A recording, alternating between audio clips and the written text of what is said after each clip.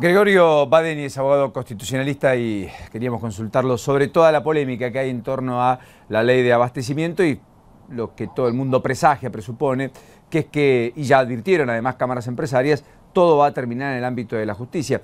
Doctor Badeni, ¿cómo le va? ¿Qué dice? Buen día. Buen día, ¿cómo están ustedes? Bien, gracias. Bueno, ¿es una ley con espíritu anticonstitucional? Es decir, ¿que la justicia podría eventualmente invalidar y en un corto o mediano plazo?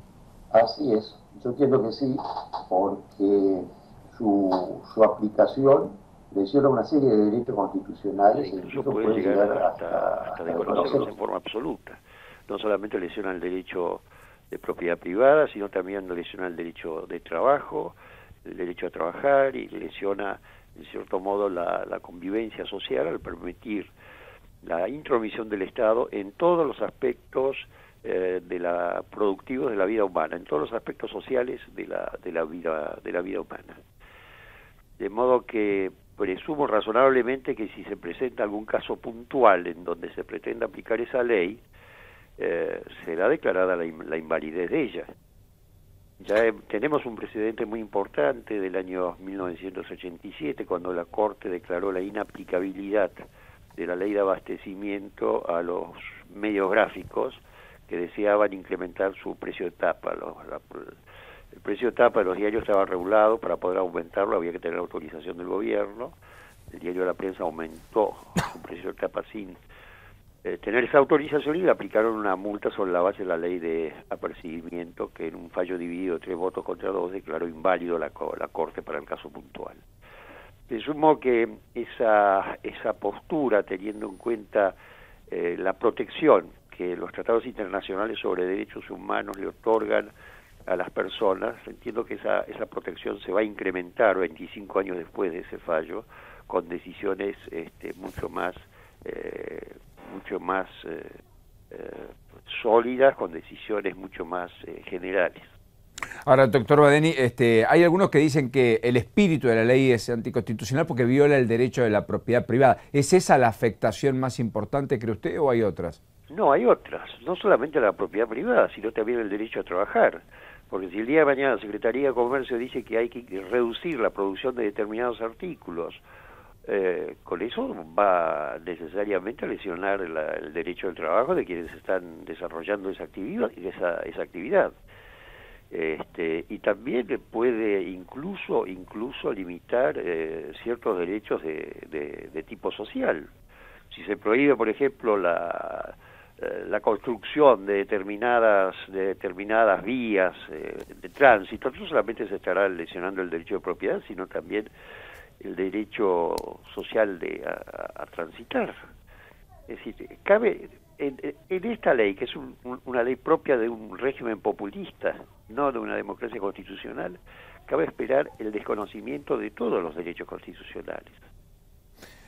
Badeni, ciertamente también se ha hablado, el gobierno ha dicho como argumento, bueno, pero la ley está vigente, lo que se está haciendo es haciendo una reforma más benigna, que exime de cárcel para los empresarios, como antes estaba contemplado, etcétera, etcétera. Ahora, lo concreto es que la ley no estaba vigente.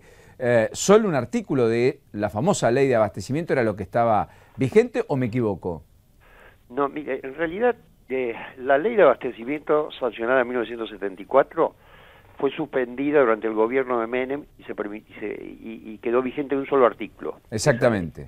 Pero durante el gobierno de la Rúa, por ley se dejó sin efecto la suspensión y se restableció la vigencia plena de la ley de abastecimiento.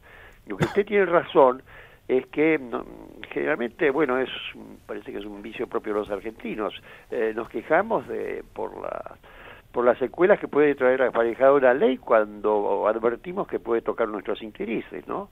Pero la ley de por sí es manifiestamente inconstitucional. Siempre debió haberse sido derogada ya hace mucho tiempo. Comprendo que es una herramienta que cualquier gobierno le gustaría tener, invocando una necesidad económica o algo por el estilo, para poder regular la actividad productiva a su antojo.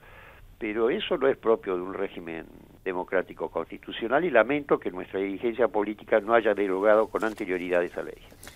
Hay algunos, doctor Badeni, cambiándolo de tema, que están planteando, de hecho Guado de Pedro ha hecho un proyecto de ley en el propio Congreso y lo ha elevado, la idea de que efectivamente en la elección de los jueces sean más que los colegios la confederación de colegios que los nucleen, aquellos que tengan una participación más activa en su nombramiento, digamos.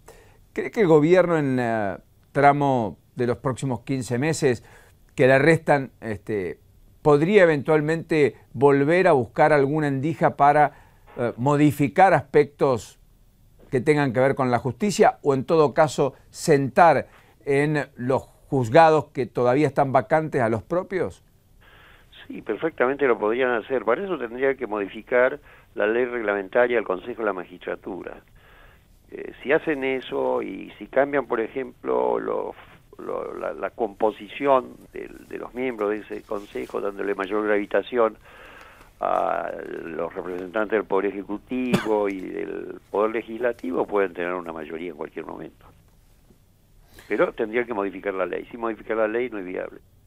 Han imputado a Vudú por el famoso domicilio en un médano, digamos, esta cosa bastante artera que ha tenido el vicepresidente en términos de imprecisiones.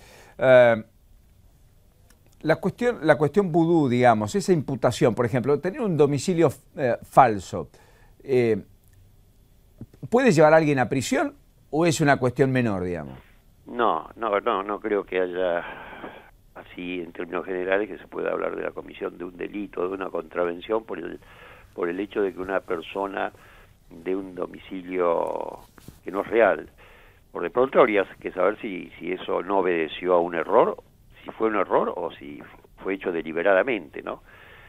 Pero de por sí podrá ser tildado de desprolijidad o podrá hablarse de una mala fe de su autor, pero no constituye un delito por sí mismo.